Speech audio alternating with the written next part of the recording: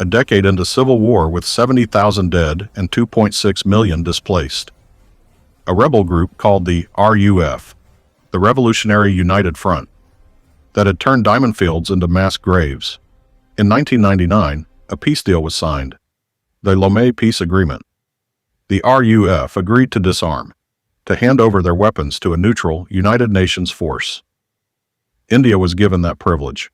2 companies of the 5th 8th Gurkha Rifles were deployed deep inside rebel-held territory at Kailahun, about 400 kilometers from the capital, Freetown. Their job? Collect weapons, build trust, and rebuild a broken country. They provided drinking water, medical care, built roads and bridges, helped schools, won the hearts of a people who had known nothing but war. Then one unfortunate day, everything collapsed. The trap. May 1st, 2000, RUF fighters attacked and overran Kenyan peacekeepers at Makini. Due to a communication gap, the Indian battalion at Kailahun was not informed. A firing incident involving Kenyan peacekeepers and a UN helicopter gunship, in which around 20 RUF soldiers were killed, became the trigger. The RUF declared war on the UN. Every peacekeeper in the country was now a target. By May 6th, general hostilities had broken out across the western and northern parts of the country. A Zambian battalion and elements of a Kenyan battalion, approximately 500 peacekeeping troops in total, were disarmed and taken hostage. The RUF surrounded the Indian position at Kailahun. They issued their demand: lay down your weapons, surrender, and walk out unarmed. Every other UN contingent in the country complied. The Gurkhas firmly said no. Surrender, that 9-letter word, was off limits from the day an Indian soldier dons his uniform. 233 men, 10,000 kilometers from home. Surrounded on every side, no resupply, no reinforcements, no way out. They held their weapons and waited. 75 days. The siege lasted 75 days. Think about what that means.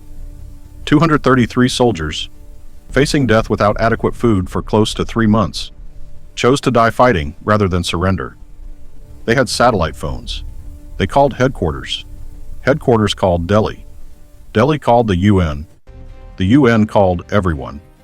The Americans and the British made all the right noises, but were unwilling to support a military option. The Nigerians, who considered Sierra Leone their sphere of influence, seemed to derive satisfaction from India's discomfort. Kofi Annan, the UN Secretary General, took a keen personal interest. Some called it meddlesome. Diplomacy dragged on for weeks. Weeks became months. Inside the compound, men began to wonder. Maybe it was better to give up the weapons, to just walk out, to live. Major Punya, the company commander, made it clear. Come what may, the Indians would not surrender. They would be ready to die instead.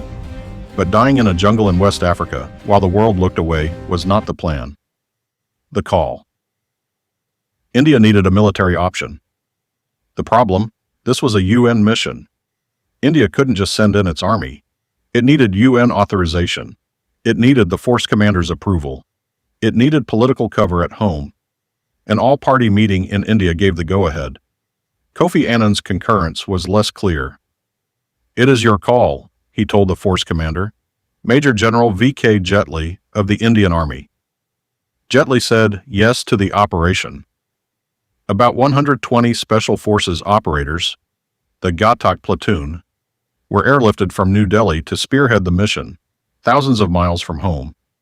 The team was assembled in haste. They had no time to train together. Britain lent Chinook helicopters. Ghana and Nigeria agreed to send troops. The mission would be conducted in a classical VUCA environment: volatile, uncertain, complex, and ambiguous. In the absence of geographical information, using tourist maps, borrowing equipment from friendly nations. Indian forces had managed to embed one officer amongst the rebels, posing as a driver and helper to a rebel leader, providing invaluable intelligence throughout the planning. The plan had 5 phases. 1. Build-up of forces. 2. Helicopter strikes and breakout. 3. Link-up at Gihun. 4. Link-up at Pendembu. And finally, extraction to Daru. 300 kilometers through rebel jungle. In 96 hours. July 15, 2000, 6:15 a.m. The area reverberated with a loud explosion. An explosive had been detonated to breach the garrison compound walls. At the same moment, the besieged Gurkha soldiers destroyed the RUF weapons cache stored inside the compound. Just before dawn, a British Chinook had landed near the Indian camp and taken off quickly with the UN military observers. 11 men of various nationalities, including one Pakistani officer now. The Gurkhas were on their own. Through the breach came a convoy of Ashok Leyland trucks and Mahindra jeeps, all stenciled with UN on the sides. Last night's rain had made the ground slushy. The trucks were getting stuck. Soldiers climbed down and pushed, while the RUF gave chase in Toyota trucks, gaining ground. Simultaneously, one company of Indian soldiers was heli-dropped behind enemy lines, catching the rebels by surprise, joined by troops from 5/8 Gurkha Rifles, Nigerian and Ghanaian peacekeepers, military engineers, artillery units, and attack helicopters. Over 2,200 personnel were involved in total. The Tribune units, including 18 grenadiers, cleared key locations: Kotuma, Kuiva, Mobai, by 1300 hours. 5/8 Gurkha Rifles secured Pendembu by 1900 hours, recovering a significant arms cache including SAM-7 missiles and RPG launchers. The rebels had held this jungle for a decade. They had never faced an enemy that came from two directions at once, from the ground and from the sky, with helicopters that answered every ambush with cannon fire. The attack helicopter was the most decisive asset, breaking ambushes, denying rebels free movement on the roads. The bridge. The column was moving. Then the rebels dug up the road. Literally. They tore up the road between Gihun and Pendembu to stop the vehicles. A river crossing with no bridge. Under fire. A Mi-17 hovered 20 meters above the ground, dropping wooden planks. Soldiers in olive green, camouflaged against the jungle, laid the planks under fire while an attack helicopter strafed the RUF positions above them. Havildar Krishan Kumar. At 1340 on July 16th, near Mumbai, the RUF unleashed RPG, fire, and small arms on a vehicle in the column. Havildar Krishan Kumar of 14 Mechanized Infantry was hit. Despite his injuries, he steered the vehicle out of the kill zone. Krishan Kumar died. He was the only Indian soldier lost in the entire operation. The book written by the operations commander is dedicated to him. Havildar Krishan Kumar, Sena Medal, posthumous. The Calabash newspaper.